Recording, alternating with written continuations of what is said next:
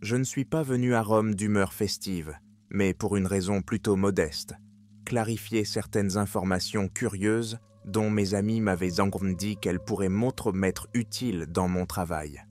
Formellement, je collectais des notes culturelles et des curiosités historiques, et en même temps, j'espérais me reposer de l'agitation d'une ville aussi célèbre. C'est alors que j'ai appris que le pape François allait ouvrir les portes saintes de la basilique Saint-Paul, non pas à la date prévue, mais bien plus tôt.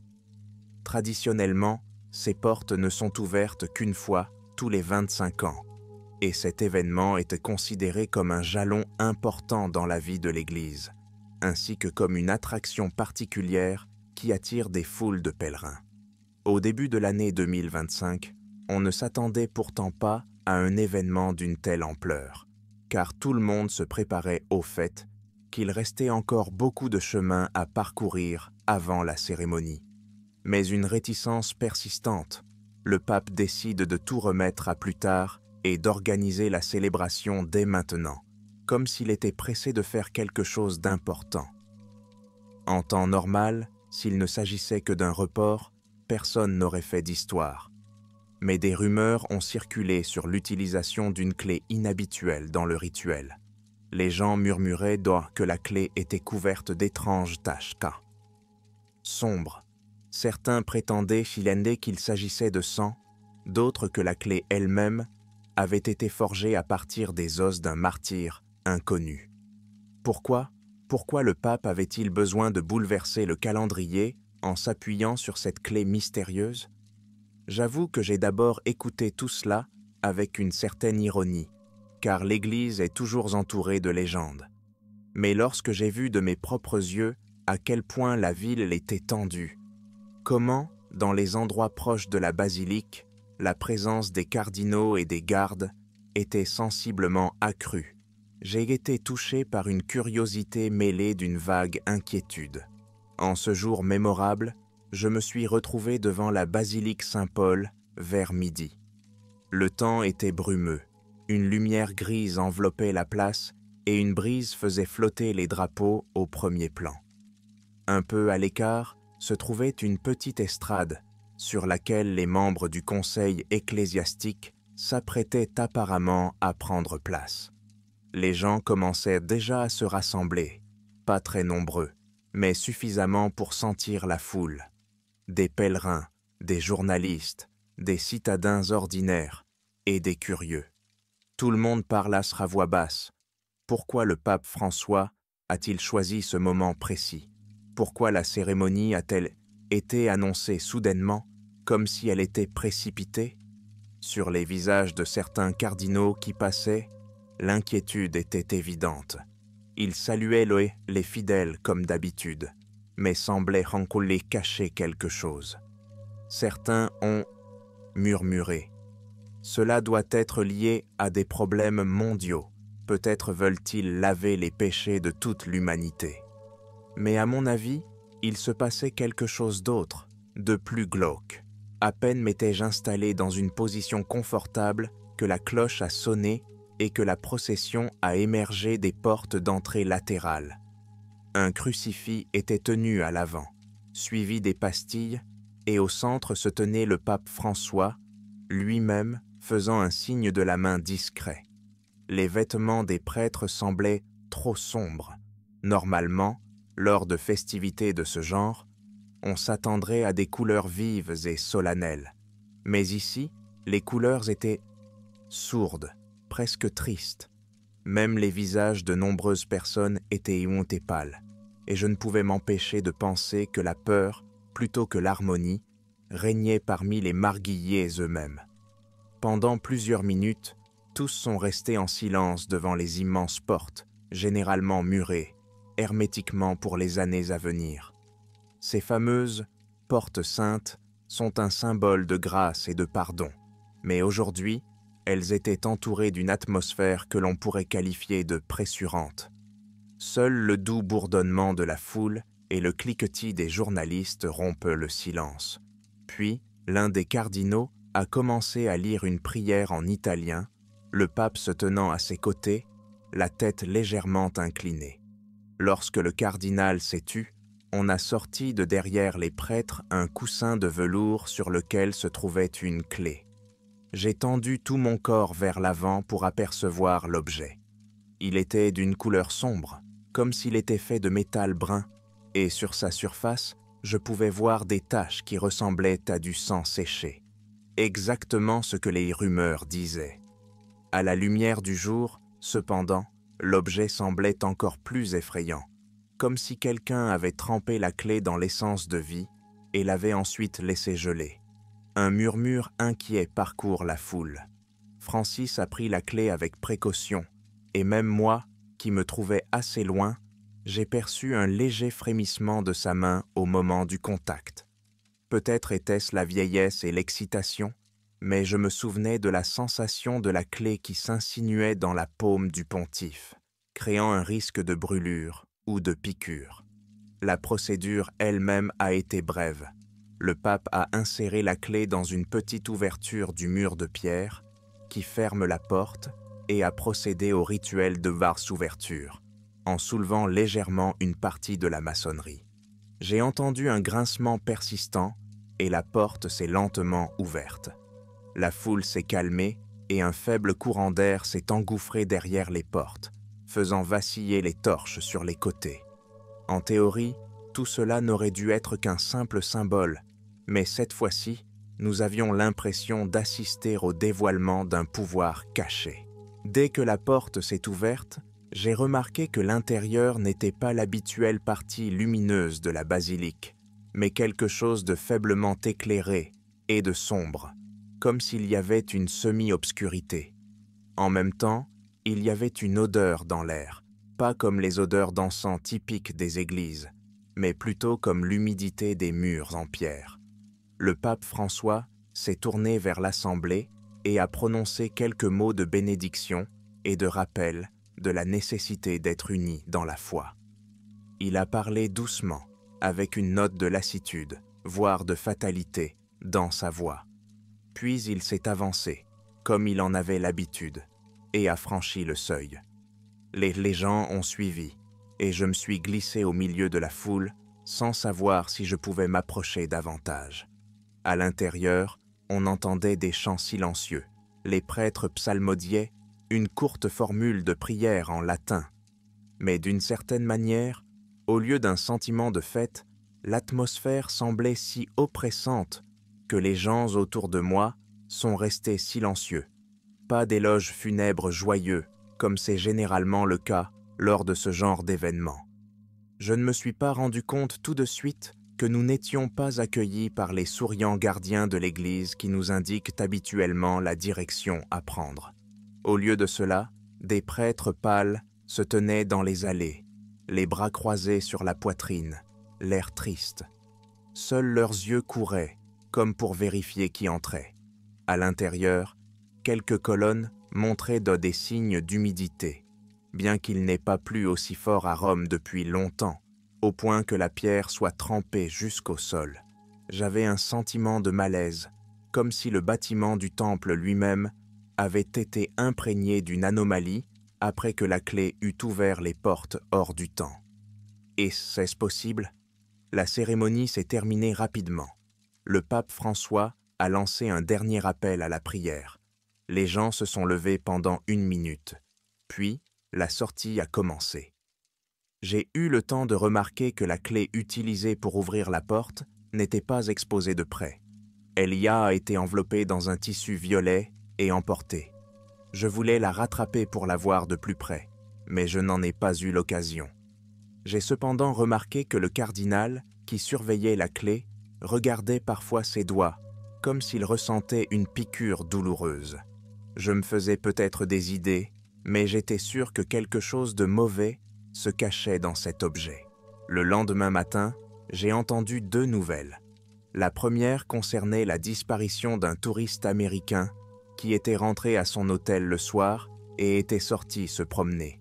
Au matin, il n'avait pas été retrouvé.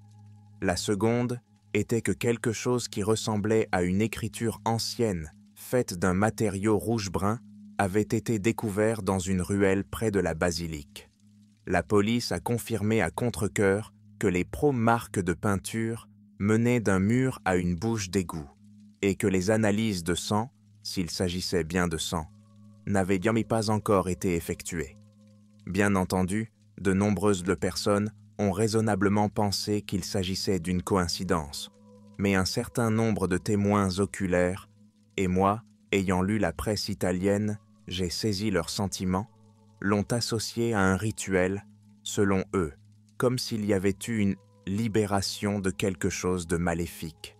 Plus j'avançais dans les rumeurs, plus j'entendais la version la plus folle. La clé qui ouvrait la porte avait été forgée non pas à partir d'un simple métal, mais à partir des restes d'un martyr d'autrefois, que l'Église elle-même avait condamné pour sorcellerie ou hérésie. On disait que ces os avaient été fondus dans un alliage, créant ainsi un terrible artefact porteur de malédiction. Moi qui suis un homme enclin à la logique, j'ai considéré cela avec beaucoup de doute. Mais les témoins étaient têtus. La clé était bel et bien couverte, non pas de rouille, mais de quelque chose qui ressemblait à de la sueur sanguinolente. Quelqu'un a ajouté « Les gens ont vu que lorsque le pape tenait la clé, ses doigts devenaient un peu rouges. » Bien sûr, il s'agit peut-être d'une exagération. Pendant plusieurs jours, la ville semble enveloppée d'un linceul. Pas de brume le matin, pas de brouillard le soir, ce qui crée une atmosphère inquiétante. Les habitants de la ville ont soudain parlé de mauvais rêves constants, de rêves d'écriture rouge sur les murs de l'ancienne basilique. D'autres se sont plaints d'avoir vu, la nuit, des fantômes en soutane marcher dans la rue et disparaître dans le vide. Les disparitions de citoyens se sont malheureusement poursuivies. La police avait déjà confirmé 7 cas, mais on parlait tacitement d'un plus grand nombre. Et toujours à proximité de la basilique, ou dans des quartiers où des traces de lettres rouges ont été aperçues. J'ai été stupéfait. Un simple rituel, censé apporter la miséricorde, devient une obsession cauchemardesque. J'ai personnellement vu l'écriture inquiétante alors que je me promenais négligemment à l'approche de la tombée de la nuit, en étudiant les clochers près de la cathédrale. Dans une ruelle, assez étroite, sur le mur, presque sous le tuyau d'évacuation, se trouvait une ligature de cygne. À la lumière de la lanterne, elle semblait grumeleuse, comme si elle dépassait de la surface. Il n'y avait pas âme qui vive, seulement le grincement lointain de pas. J'ai ressenti une telle vague de peur que j'en ai presque tremblé. Il me semblait que si je regardais les cygnes un peu plus longtemps, je pouvais les entendre chuchoter. J'ai bien entendu quelque chose, comme un bruissement ou l'écho d'une voix. J'ai sauté hors de la ruelle, en essayant de ne pas me retourner. Il m'a fallu beaucoup de temps pour reprendre mes esprits. J'ai essayé de contacter les prêtres locaux pour voir si l'Église pouvait expliquer tout cela. Mais personne n'a voulu me parler franchement. Tout au plus des phrases évasives. Il faut prier, le monde est tourmenté par le mal. Ne posez pas de questions sur l'ordre interne. Néanmoins, j'ai rencontré par hasard un frère dans une librairie qui m'a confié tranquillement « Le pape François a conduit le rite en violation des règlements parce qu'il voulait protéger le monde des troubles à venir.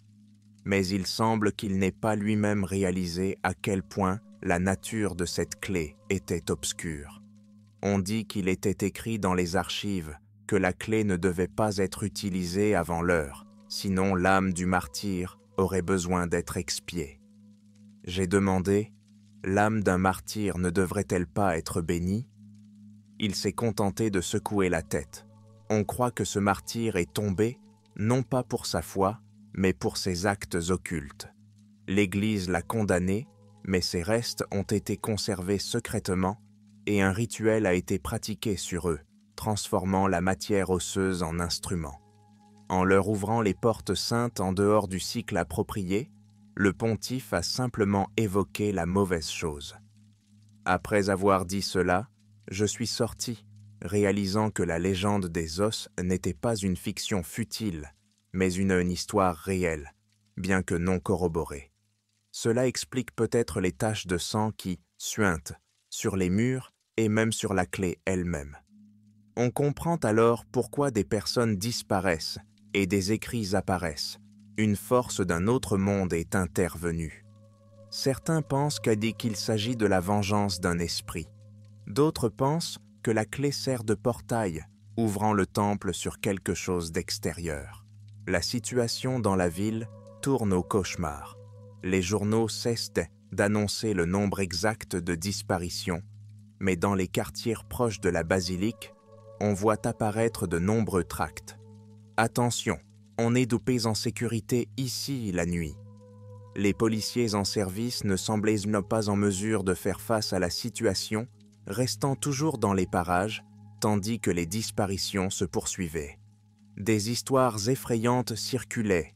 À l'aube, certains ont vu des silhouettes vêtues de manteaux noirs sortir des portes de la basilique, et des habitants ont juré que leurs orbites brûlaient d'une lumière rougeâtre.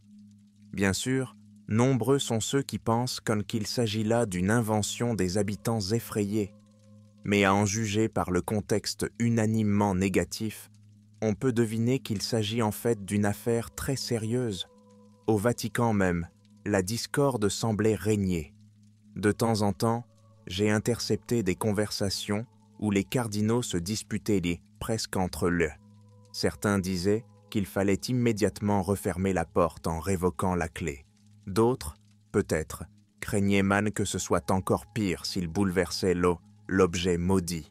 Ils disaient « Il a déjà été saturé de sang, il a pris des âmes, et si nous fermons la porte maintenant, la malédiction retombera sur tout Rome. » Bien sûr, je n'étais pas présente à leurs conseils.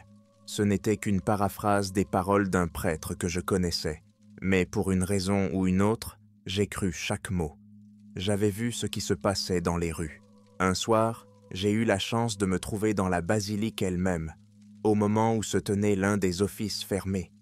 Je me suis faufilé dans un couloir à moitié obscur et me suis caché derrière une colonne, dans l'espoir d'apercevoir ce que faisaient les membres du clergé. J'ai aperçu le pape François, entouré de plusieurs cardinaux, debout devant l'autel.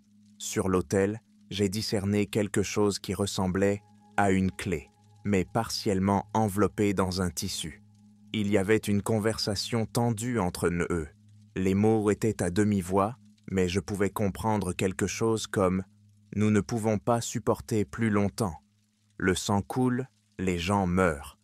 D'où vient l'écriture sur les murs? Nous devons ramener le martyr au repos. » Le pape François a répondu, l'air désespéré. J'ai cru que cela nous sauverait de la guerre et de la calamité, mais apparemment j'ai convoqué une force plus terrible. Il est maintenant trop tard pour battre en retraite. Un cardinal a ensuite suggéré que nous essayions de propitier le martyr par une offrande. J'ai extrait le mot « offertage » mot pour mot, ce qui signifie qu'il pourrait s'agir d'un sacrifice ou d'une offrande. Cela m'a laissé froid. Il parle donc sérieusement de sacrifice? Puis j'ai entendu l'un d'entre eux lui pousser un cri. Il y a déjà des gens qui disparaissent, mais ces âmes ne lui suffisent-elles pas? Et l'autre a dit à voix basse, « Quelqu'un le fait taire. Ils disent que la maçonnerie même de la porte ne lavera pas le sang maintenant. La clé ne peut pas retrouver sa forme d'origine. » Je me suis rendu compte qu'il ne s'agissait pas d'un ensemble de superstitions, mais d'une réalité qui faisait rage en ce moment même. Avant que je puisse me remettre de mon excitation, l'un des moines garde m'a repéré. J'ai dû m'enfuir en panique, mais, par miracle, je n'ai pas été rattrapé. Je me souviens avoir heurté un banc en bois et être tombé, mais j'ai réussi à me relever et à courir dans la cour, puis dans la rue, où je me suis mêlé aux passants. À partir de ce moment-là, j'ai essayé de ne plus me montrer dans le temple. Pourtant, l'information était déjà claire pour moi. L'Église ne peut pas arrêter ce qui est se libérer, et le pape était clairement dans une situation désespérée. Il a pris cette mesure, ouvrir les portes à l'avance, pour une chose dont il était sûr, mais il s'est heurté à la malédiction de la clé d'os. Bientôt, le bruit se répand dans Rome que quelqu'un a vu, la nuit, une ombre qui ressemble au martyr lui-même, c'est-à-dire un homme maigre, au visage émacié, vêtu d'une robe en lambeaux. On disait qu'il errait dans les ruelles, ses yeux noirs brûlant les gens de leur regard, qui s'enfuyaient et que les empreintes de ses mains ensanglantées restaient sur les murs. Bien sûr, on peut dire qu'il s'agit d'un fantasme hystérique. Mais lorsque je suis passé devant un recoin, j'ai vraiment remarqué une empreinte sur la pierre, comme celle d'une paume de main, d'une couleur brun foncé, et les pouces étaient vraiment courbés, anormalement longs. Il n'a pas osé la toucher. Il y avait une odeur nauséabonde, comme si la viande était restée longtemps sans réfrigération. La police continuait à nier les faits, les mettant sur le compte de la criminalité. Les disparitions sont de plus en plus nombreuses. Les touristes partent, ce qui réduit l'afflux. Les Romains évitent la basilique Saint-Paul et, la nuit, ce quartier de la ville devient silencieux, interrompu de temps à autre par des cris. Une rumeur circulait parmi les habitants. Le pape François lui-même essayait de trouver un moyen de reconsacrer la clé. Mais à chaque fois, quelque chose se mettait en travers de son chemin, et la marque sanglante qu'elle portait ne s'effaçait pas. J'ai vu une photo prise par un casse-cou. La clé reflétait légèrement la lumière et les taches ressemblaient à des fissures vivantes se propageant sur le métal. C'était encore plus effrayant. Au fil des semaines, l'atmosphère était devenue insupportable. Il semblait que l'air au-dessus de Rome était saturé d'anxiété. Même le gouvernement italien laisse entendre que la situation exige une intervention spéciale. Mais qui oserait s'immiscer dans les affaires du Vatican? Une fois de plus, on est convaincu que les autorités religieuses peuvent cacher plus de choses que le commun des mortels ne le pense. Finalement, après un certain temps, dans les cercles du Vatican, j'ai entendu dire qu'ils avaient décidé d'organiser une cérémonie privée de recellage. Ils étaient censés marteler à nouveau les portes saintes, en utilisant non plus une clé, mais d'anciens objets rituels, et tenter de faire taire la malédiction. Ils ne m'ont pas laissé entrer, bien sûr, mais je sais qu'au cours de la nuit, plusieurs corps ont de nouveau été emportés hors de la basilique, sans que l'on sache s'il s'agissait de victimes mortes en tentant de restituer le sceau ou d'un nouveau lot de disparus utilisés à des fins de propitiation occulte. Dans le feu de la spéculation, personne ne pouvait me donner les détails exacts. Ce n'est qu'au fil du temps que les gens ont commencé à répandre la rumeur selon laquelle la porte était maintenant debout, fermée, mais pas complètement. Quant à la clé, quelqu'un a dit qu'il avait essayé de la faire fondre dans un creuset, mais que le métal, ou l'os mélangé à du métal, ne cédait pas. On a raconté que la clé dégageait une étrange vapeur rougeâtre qui avait fait tomber 2 clercs malades de la fièvre. Une version veut qu'elle ait été versée dans du plomb, puis cachée dans un coffre-fort au fin fond des catacombes du Vatican. On dit que le pape lui-même a dû jurer de ne pas répéter une telle cérémonie.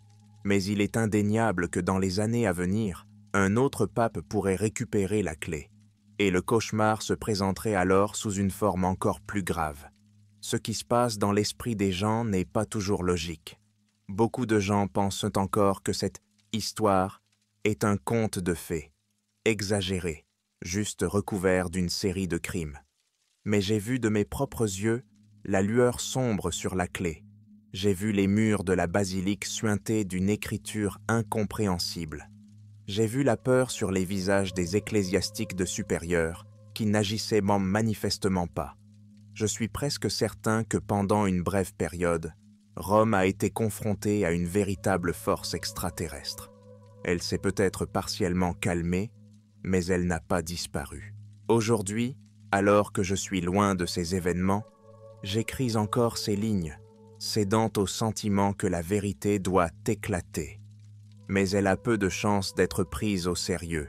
Il y aura toujours des gens qui aiment la ville, ses monuments et ses traditions divines, et qui n'accepteront pas que des histoires aussi horribles figurent dans les archives historiques officielles.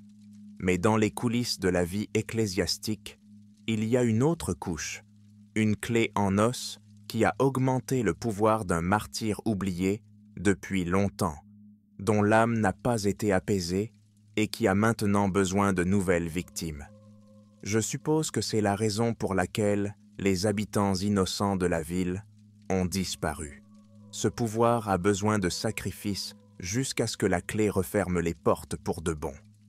Peut-être qu'un proche du pape a délibérément alimenté cet esprit, ou peut-être que les choses ont dégénéré et que l'Église essayait secrètement de régler le problème. Quand je regarde en arrière, j'éprouve des sentiments contradictoires, peur, regret, amertume, car tant de personnes ont disparu ou ont été déchirées par on ne sait qui. J'ai vu Rome s'assombrir pendant cette période. Les rues se sont vidées, les touristes sont partis, et ceux qui sont restés se sont cachés. Peut-être l'imprudence du pape, qui a succombé à la tentation d'un pouvoir rituel, est-elle seule en cause. Peut-être y avait-il des raisons plus profondes. Le pape voulait sauver le monde, ou empêcher une plus grande calamité. Mais le fond du problème, c'est le même. Si vous violez les canons sacrés payés par des siècles de foi, vous pouvez réveiller les sombres racines primordiales qui se trouvent à la base de votre propre religion. Toute cette histoire me sert de leçon. Parfois, les grandes institutions, en particulier les institutions religieuses, détiennent des reliques dont il vaut mieux ne pas connaître l'origine. Finalement, la ville semble avoir retrouvé une vie normale. Mais ceux qui en ont été témoins affirment que lors des pleines lunes, des éclairs de lumière écarlate peuvent parfois être aperçus près des murs de la basilique, comme si l'écriture sous l'ancien plâtre continuait à vivre et à scintiller. Les prêtres eux-mêmes sont prompts à intervenir, à repeindre, à gratter, à essayer de supprimer les manifestations du mal. Et la clé, il n'y a aucune mention de cette clé ailleurs. Pas un seul document officiel. Une rumeur persistante veut que les cardinaux aient insisté pour que la clé soit enfermée dans une boîte de plomb sous terre. Mais cette mesure est-elle authentique? Il est possible que quelqu'un, au contraire, la garde pour la prochaine année jubilaire, dans l'espoir de recevoir encore les faveurs tant attendues. Si c'est le cas, je crains qu'à la prochaine ouverture de la porte, le monde ne doive faire face à des conséquences encore plus terribles. De temps à autre, je reçois des bribes de notes provenant de blogs, qui expliquent que, même des mois après la fermeture du portail, le nombre de personnes disparues est toujours élevé, la police ayant prétendument trouvé des restes défigurés loin de la ville. Le Vatican lui-même a gardé un silence sépulcral, affirmant que tous les incidents sont liés à la criminalité ordinaire. Le pape François s'exprime rarement sur le sujet et semble lui-même épuisé. À la mention des portes saintes, il s'arrête souvent de parler et change de sujet. Peut-être sa conscience est-elle tourmentée par la prise de conscience que le rituel a effectivement réveillé quelque chose qui n'aurait pas dû l'être. Pour ma part, après avoir quitté Rome, je continue à rêver d'un bruit rythmique, comme un objet osseux frappant une pierre. Parfois, je vois des symboles rouges flotter devant mes yeux, comme s'ils traversaient là l'air. Je ne sais pas si ces phénomènes sont réels ou si mon subconscient n'arrive pas à oublier le cauchemar. Mais il semble que le martyr lui-même tire des fils vers moi, insinuant que je suis devenu un lien involontaire. Ou peut-être mon imagination s'emballe-t-elle pour cette histoire effrayante. Quoi qu'il en soit, personne ne dévoilera la vérité dans un rapport officiel, et la plupart des gens entendront à peine parler de ces événements. Mais si vous venez un jour à Rome et que vous remarquez que le silence près de la basilique Saint-Paul semble s'être épaissi, et si vous regardez le mur et voyez de légères marques violettes, sachez ceci. C'est un écho de la tragédie qui s'est déroulée lorsque la clé osseuse a ouvert les portes plus tôt que prévu. Peut-être parviendrez-vous à vous enfuir sans laisser de traces, à l'abri des regards de ceux qui errent, là, sous le couvert de la nuit, à la recherche de nouvelles victimes. Ou peut-être ne serez-vous qu'un malheureux de plus, dont les empreintes se perdront dans la ville éternelle. Je n'ai pas de réponse à la question de savoir si la malédiction est terminée ou si elle s'estompe. Mais chaque fois que j'entends parler de disparitions étranges et d'inscriptions sanglantes, je me souviens de l'expérience et je frémis. Ce qui était autrefois un symbole vivant de la miséricorde, la porte sainte, est devenu une source de peur effroyable. Je ne peux qu'espérer que le pape François ou ses successeurs n'oseront plus enfreindre le délai pour quelque raison que ce soit.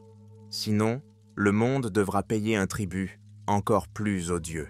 Mais personne ne semble pouvoir garantir que la vanité humaine ou le désespoir n'inciteront pas à répéter les mêmes erreurs. Et alors, Rome, et peut-être le monde entier, sentiront l'ombre de ce martyr dont le sang est tissé dans le métal de la clé. Pour conclure cette confession, j'insiste, ne cherchez pas cette porte sur les cartes. N'essayez pas d'aller dans les profondeurs de la basilique à la recherche d'une confirmation. Si vous y entrez, vous risquez d'en ressortir différent, ou pas du tout. Mes connaissances qui ont séjourné à Rome à l'époque ont affirmé avoir vu des cadavres dont la peau portait des inscriptions brûlées, mais je ne peux ni le confirmer ni l'infirmer, car l'information a été transmise à voix basse. Oui, cela semble absolument fantastique, mais après tout ce que j'ai vu, cela ne m'étonne pas. Qu'en est-il de la clé elle-même ? Peut-être est-elle toujours conservée dans une pièce secrète où les serviteurs de l'Église récitent des prières quotidiennes pour l'empêcher d'être utilisée. Ou, comme certains l'ont dit, la longue clé a disparu avec une certaine personne qui a décidé de porter la malédiction sur elle. Je ne sais qu'une chose, si vous entendez dire que les portes saintes de la basilique Saint-Paul s'ouvrent à nouveau dans le désordre, fuyez. Ne vous laissez pas séduire par les publicités festives, ne croyez pas les grands discours, car les traditions sont établies pour une raison, et si elles sont rompues, cela signifie que quelqu'un a déjà conclu un accord avec les ténèbres, et la ville où cela se produit risque d'étouffer dans la misère. J'écris ces lignes en tapant sur les touches dans l'obscurité désespérante, en me retournant à chaque fois pour percevoir le moindre bruissement derrière la porte. Il se peut que la malédiction, à travers les rêves étrangers et les distances, me trouve ici sans me laisser sortir de ses griffes. Mais j'ai laissé une trace, que ce récit parvienne aux rares curieux. Je ne vous incite pas à y croire, mais si vous rencontrez un jour une telle chose, vous comprendrez immédiatement que ce que j'ai dit n'est pas le fruit de la folie. C'est ainsi que j'exprime, bien que sous une forme élargie, tout ce qui m'est arrivé à Rome lorsque la clé aux sombres taches de sang a déverrouillé les portes saintes en une année sans précédent. Et bien que de tels rites apportent normalement la grâce, cette fois-ci, le monde a reçu un compte rendu différent. Même si le Vatican a réussi à tirer le rideau et à refermer les portes, les conséquences ne disparaîtront pas sans laisser de traces.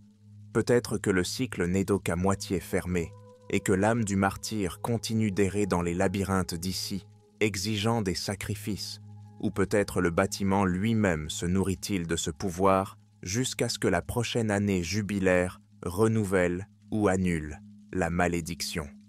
Mais comme la mémoire humaine est courte, je crains qu'avec le temps, tout le monde oublie cet incident et que, le moment venu, quelqu'un s'approche à nouveau des portes avec curiosité, prenne une clé nouvelle ou ancienne et recommence. C'est une histoire étrange, longue et difficile à suivre, mais sa longueur n'est peut-être que le reflet de la profondeur et de la lenteur du cauchemar pour toutes les personnes impliquées. Mais les notes et les témoignages de diverses personnes sont pleins de lacunes et d'incohérences. Le Vatican ne confirmera jamais officiellement, la police se tait, les personnes disparues restent introuvables, ou les corps retrouvés n'étaient pas liés à des affaires ecclésiastiques. Mais la réalité n'obéit pas toujours à la logique de l'évidence. Il suffit parfois d'entendre ce murmure derrière une vieille pierre pour tout comprendre. Surtout si l'on sait que la clé et les taches de sang plausibles ne sont pas de la fiction, mais un spectacle inquiétant, observé par des centaines de témoins oculaires. Si vous vous retrouvez un jour sur le lieu de cette cérémonie et que quelqu'un vous propose de toucher la clé, fuyez. Personne ne peut dire si la malédiction sera transmise à une nouvelle victime. Moi, je n'ai pas d'autre choix que de vivre avec le poids de cette connaissance et d'attendre. Car chaque nuit qui passe peut faire retentir une cloche quelque part au loin, me rappelant que ce n'est pas fini. Un rappel d'une clé inhabituelle, forgée à partir des os d'un homme dont l'âme réclame encore et toujours de boire le sang des vivants. Et tant que cette âme ne sera pas apaisée, les portes saintes ne seront jamais vraiment fermées. C'est sur ces mots que je conclus ma confession en la laissant dans l'espace. On me traitera peut-être de fantaisiste, mais j'y suis prêt. Tous ceux qui choisissent de ne pas croire sont heureux à leur manière. Et ceux qui voient, au moins du coin de l'œil, l'écriture sanglante sur le marbre blanc, ne pourront pas le nier aussi facilement.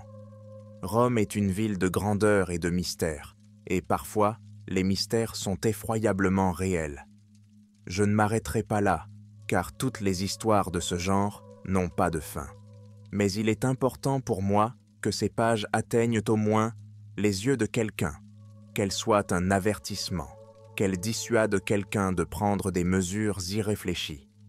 Il ne faut pas ouvrir toutes les portes avant l'heure, et certainement pas avec une clé trempée dans le sang et frappée de vieilles malédictions.